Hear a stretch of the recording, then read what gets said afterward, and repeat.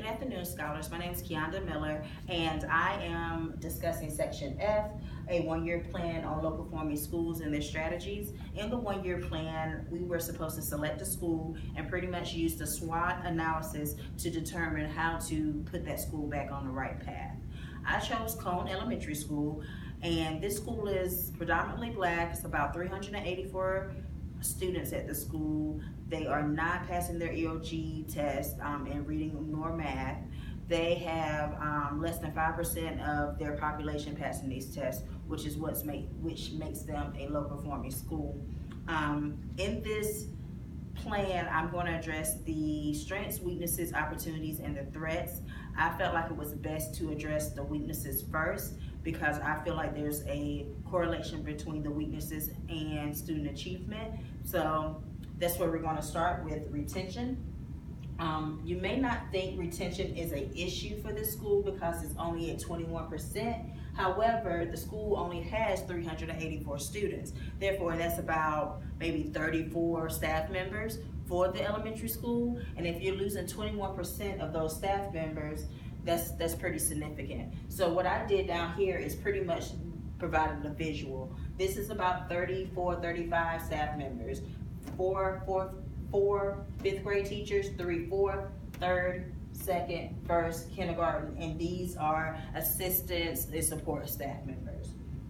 If you lose a significant person from each grade level, you are talking about interrupting the daily schedule, the learning environment, you're interrupting student achievement. It takes time to replace those people, and most likely if those people leave in the beginning of the year or the middle of the year, they will not be replaced with an additional certified teacher.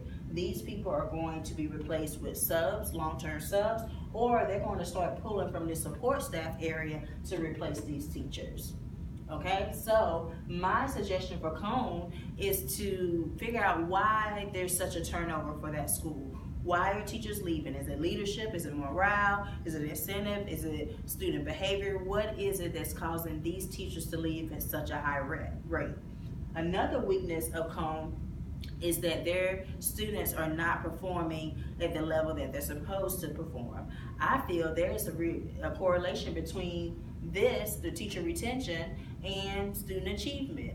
If every year you have a new fifth grade teacher, there's no pattern. It's nothing to look forward to. In my experience, a couple of years ago, maybe 3 years ago, we had the entire fourth grade leave.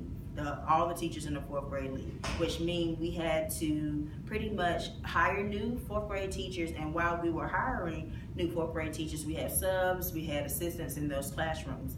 The classroom management became unbearable.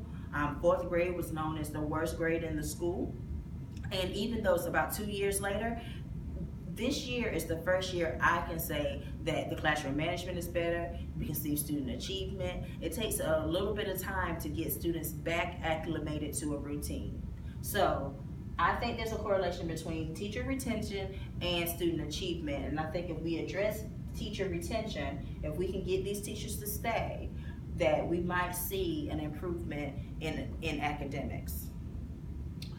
This is one of the weaknesses, retention and academics. However, Cone does have some strengths. They have 100% licensed and qualified teachers, okay? So that means that all the teachers are certified and they have the educational background to teach students. They have the educational background to grow students, okay? And they also have a small school.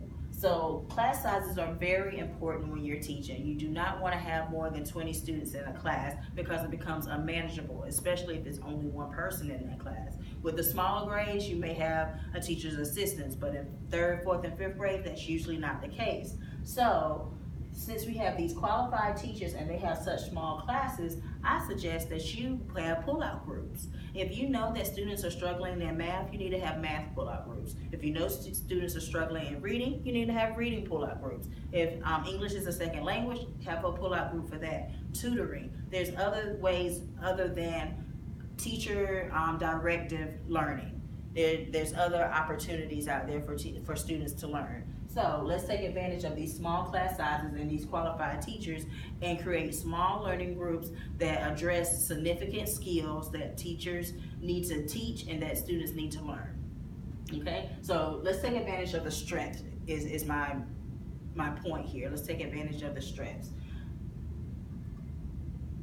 Opportunities. Currently, Montague Elementary School is participating in this initiative in which Gifford County provided each one of their students with the iPad 2. So they have a one-on-one technology, one student per one technological device. So I think that Cone Elementary needs to take advantage of this opportunity. Their statistics are very similar to Montague. Their performance is very similar to Montague, and they need to, if they have not already done so, they need to advocate for themselves to make sure that they are getting that same technology. In Montague, the students' math and reading scores rose significantly once they received that one-on-one technology. So now that we know that it works in other schools, let's try to get the same type of technology for our students or for Cone students so that their reading and math scores can rise as well. So I believe if we couple the technology with the qualified students, the small groups, and addressing the retention, we can eliminate the threat for this school. So what is the threat? This chart here is very hard to read, but it's pretty much showing by gender, ethnicity, and other factors how students pass the reading and math EOG test. And unfortunately for Cone, many of their students did not pass the reading and math EOG. Less than 5% of males passed, 7.8% of females passed, less than 5% of Asians passed. Students with economic disadvantages was less than 5%, and students with disabilities were less than 5%. So across the entire board, very few of their students passed math and reading EOGs. So the problem with this is if this pattern continues, they are in threat of being turned around. The term turned around means when the state comes in, terminates the entire staff, and replaces them with a new staff. The state also provides resources for that new staff, but once this new staff meets growth, they begin to remove those resources. The reason I deem it a threat is because one, your entire staff is going to be dismissed.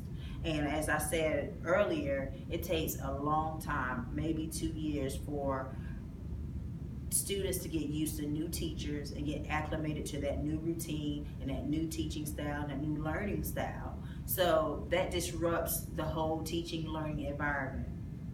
Two, they don't consult all the stakeholders when they do a turnaround. The turnaround is made at a high level, just a higher level. The decision is made and then it's implemented. So they don't discuss things with the parents or community helpers or leaders in the community. The decision is made and pretty much the students and the staff come back from summer and it's a new school. So I find that as a problem as well. With the turnaround, like I said, they provide resources, but once they meet that growth, they start to take those resources away. So the problem I have with that is there is a potential for Cone, if turned around, to return to the original state that it was in once the resources leave.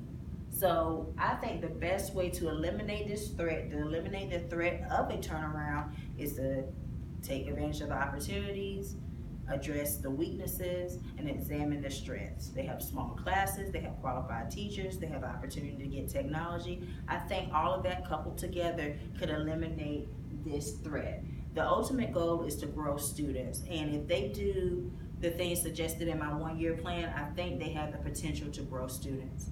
The only other thing I would suggest as far as the one-year plan is they need to start now. For example, if they wanted to implement this plan in the 2017-2018 school year, they need to start implementing it now. Well, not necessarily implementing it, but they need to start planning it now.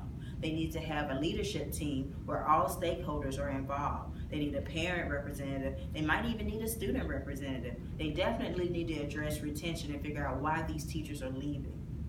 So that might be a survey or a questionnaire. They need to maybe look at leadership. How long has this been a pattern? Is it the leader? Is it the teachers? They definitely need to start now, because when the school year begins, they need to go in and say, hey, this is our vision for the school. This is our mission for the school. Here's our strategic plan. This is how we're going to get our kids from here, making less than 5% of our students passing the reading and math EOGs, to here. All of our students pass their math and reading EOGs.